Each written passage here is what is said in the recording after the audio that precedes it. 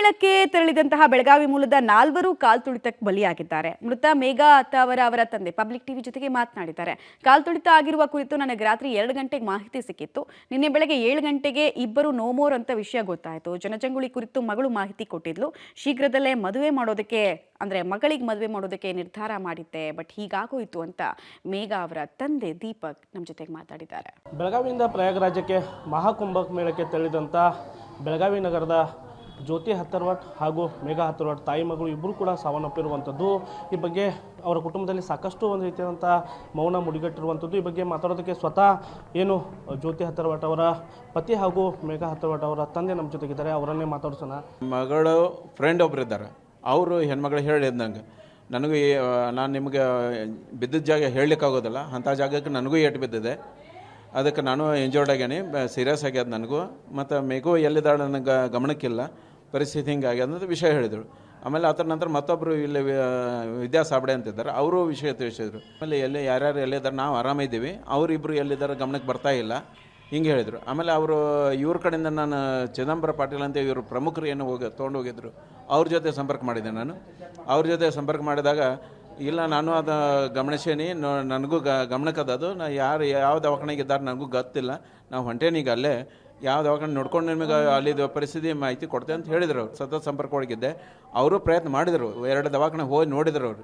ಆದರೆ ಆ ದವಾಖಾನೆ ಒಳಗೆ ಇವರು ಪೇಷಂಟ್ ಇದ್ದಿದ್ದಿಲ್ಲ, ಬೇರೆ ದವಾಖಾನೆ ಇವ್ರಿಗೆ ಕಲ್ಪನಾ ಇದ್ದಿದ್ದಿಲ್ಲ ಯಾವ ದವಾಖಾನೆ ಅಂತೇಳಿ. ಆಮೇಲೆ ಅಲ್ಲಿ ಹೋಗೋ ದಾರಿ ಒಳಗೆ ಅವ್ರು ಜನಜಂಗಳು ದಾರಿ ಸಾಗ್ತಾ ಇದ್ದಲ್ಲ ಅವರಿಗೆ, ಇವ್ರಿಗೆ ಚಿದಂಬರ ಅವರಿಗೆ. ಆಮೇಲೆ ಕಡೆಗೆ ನಾನೇ ಫೋನ್ ಮಾಡಿದೆ ಅವರಿಗೆ, ಸರ್ ಏನಾಗ್ಯದ ನನಗೆ ಇನ್ನೂ ಗೊತ್ತಾಗ್ತಲ್ಲ, ದಯವಿಟ್ಟು ಏನರ ಮಾಹಿತಿ ಕೊಡ್ರಿ ಅಂತ ಹೇಳಿದೆ.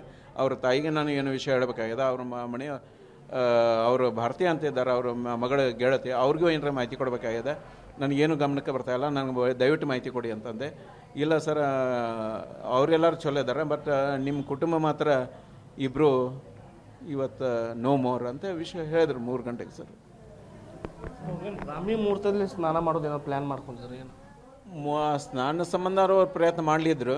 ನಿನ್ನೆ ಮತ್ತು ಇವತ್ತು 2 ದಿನ ಅಲ್ಲೇ ವಸತಿ ಮಾಡ್ತೀವಿ.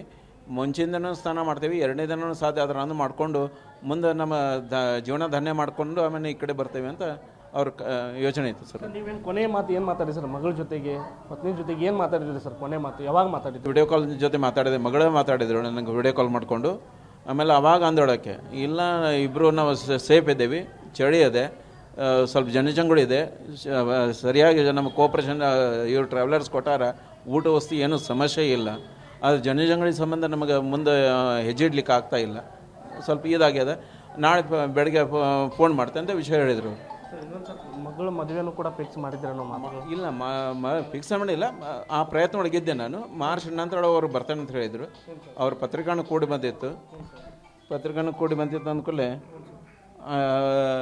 ಇಲ್ಲ ಗಡಿಂಗ್ಲಸ್ ಇದು ಮಾಡೋಣ, ನಮ್ಮ ಇವ್ರಿಗೂ ಹೇಳಿದ್ದೆ, ಹಳ್ಯಾಗ ಹೇಳಿದ್ದೆ ಅದನ್ನು, ಸ್ವಲ್ಪ ನೋಡ್ಕೊಂಬರ್ರಿ ಇದು ಮಾಡೋಣಂತ. ಆಯಿತು ಹೋಗೋಣ ಅಂತ ಹೇಳಿ ಅವರು ಹೇಳಿದರು. ಅದು ದುರ್ವಿಧಿ ಈ ರೀತಿಯಾಗಿ ಬೆಳಗಾವಿ ಜಿಲ್ಲಾಡಳಿತದವ್ರು ಏನಾದರೂ ಸಂಪರ್ಕ ಮಾಡಿದ್ರಾ? ಏನು ಹೆಂಗೆ ಇಲ್ಲಿಂದ ಹೇಗೆ ತರ್ತಾರಂತೆ ಬೋದು? ಈವರೆಗೆ ಅವ್ರ ಕಡೆಯಿಂದ ಯಾವ ಸಂಪರ್ಕ ಆಗಿಲ್ಲ ನನಗೆ. ಆದರೆ MLA ಅವರು ಮತ್ತು MP ಅವರು ಇಬ್ಬರು ಇದು ಭೇಟಿಯಾಗಿ ಕೊಟ್ಟು ಹೋಗ್ಯಾರ, ಅವರು ಸಾಂತ್ವನ ಕೊಟ್ಟು ಹೋಗ್ಯಾರ. ಆದ್ರೆ ಇದು ಬಾಡಿಗಳು ತರಲಿಕ್ಕೆ ನಾನು ಅವ್ರಿಗೆ ವಿನಂತಿ ಮಾಡ್ಕೊಂಡೀನಿ, MLA ಅಭಯ್ ಪಟೇಲ್ ಅವ್ರಿಗೆ ಮತ್ತು ಶೆಟ್ಟರ್ ಅವರಿಗೆ. ಆಯಿತು, ನಾನು DC ಅವ್ರ ಜೊತೆ ಸಂಪರ್ಕ ಮಾಡಿಕೊಂಡು ಮುಂದಿನ ಆದಷ್ಟು ಬೇಗ ಬಾಡಿ ತರೋ ಪ್ರಯತ್ನ ಮಾಡ್ತಂತೆ ಅಂತ ವಿಷಯ ರೋಡ್ ಮುಖಾಂತರ ಬರ್ಬೋದು ಅಂತ ಅವರು ಹೇಳ್ಯಾರ. ಬಟ್ ಯಾವ ರೀತಿ ಅವ್ರು ವಿಚಾರಣೆ ಮಾಡ್ಯಾರ ನಂಗೆ ಕಲ್ಪನೆ ಆಗಿಲ್ಲ.